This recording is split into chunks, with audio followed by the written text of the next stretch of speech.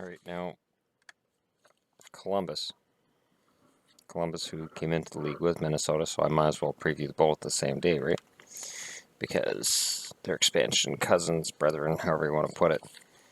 Um, Columbus is tough because the the oh man. And the one thing I'm wondering is when I look at this center position, and it makes me wonder, do they put Dubois in the opening night lineup? I mean, they drafted him third overall. They kind of have to, don't they? And then where does he slot in? Like I have Saad, Dubinsky, and Atkinson on the first line, and Hartnell, Jenner, and Foligno as the second. I can't see them breaking that up. But maybe at third line they have Dubois playing between Calvert and Bjorkstrand. Now that's two rookies on the same line with Matt Calvert. I like Calvert. And I like Hartnell. People know that from previous videos.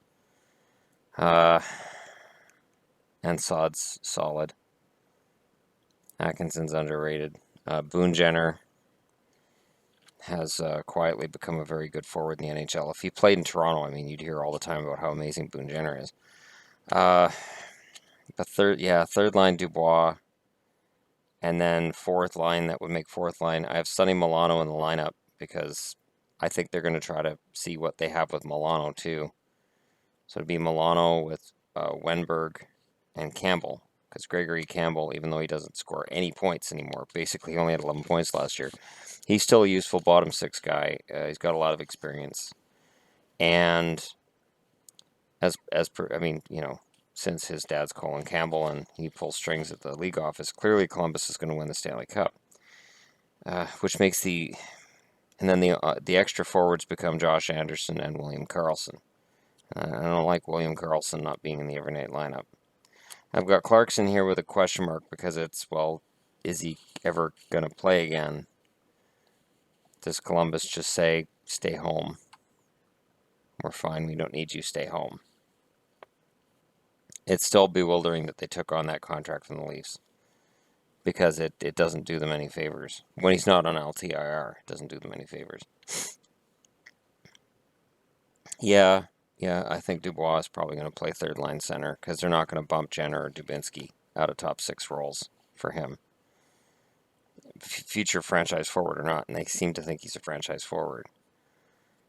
And then on the blue line, Seth Jones and Ryan Murray, clearly. David Savard and Jack Johnson with his career minus 126 rating.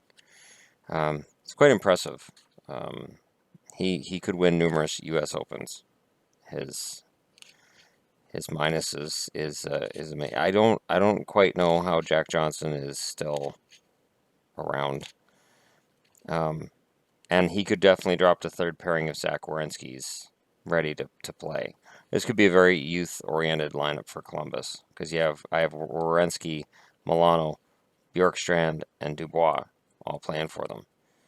And then Harrington rounds out the blue line, and up in the rafters, I have Dalton Prout and Cody Golubeff waiting for their spots in the lineup. And Prout likely, will be the first guy in there if he's not in there instead of Harrington. But there's the depth on the blue line is finally good in Columbus. It's not great, but it's good. And then in net, they have goalie Bob Bobrovsky and Korpisalo as the European netminders seem to be taking over in certain cities. Korpisalo, though, had really good numbers last year for Columbus, and him behind Bobrovsky, he'll push Bobrovsky. McElhinney's a good backup, but he's not going to push for starters minutes. Korpisalo could. He definitely could. So, yeah, Columbus, I think with the amount of youth they have, it's going to be a challenge for them to hit the playoffs. I think they're probably going to finish outside of them again. But they're making moves to go in the right direction.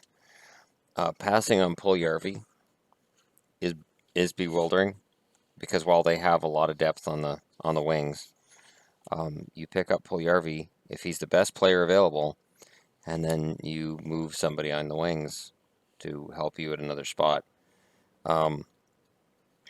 that number one center position without Johansson, it definitely shows up. Ryan Johansson was a major part of the team, but I like Seth Jones on the blue line, so I'm really not going to complain or split hairs on this one. It's a decent looking team. Playoffs are a challenge.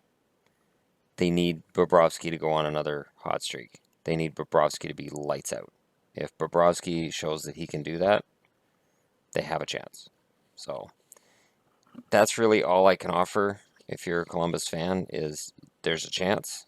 And this opening night roster, it's going to depend on some rookies.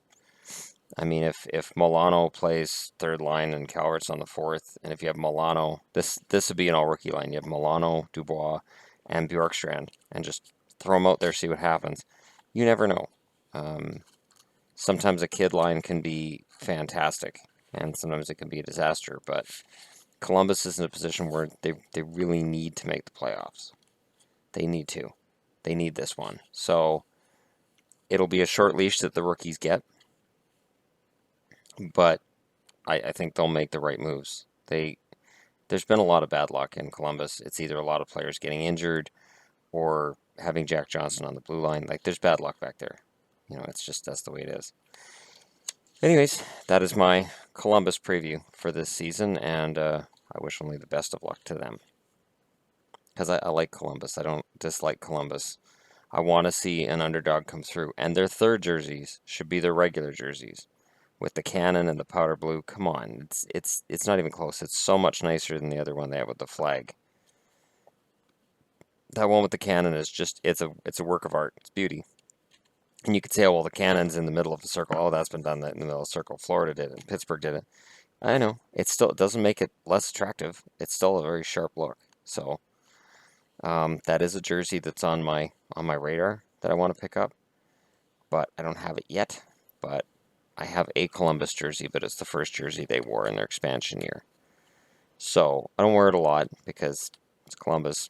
But if I had that one with the powder blue and the cannon, I'd wear that quite a bit. It's a fantastic looking shirt. All right, thanks for watching.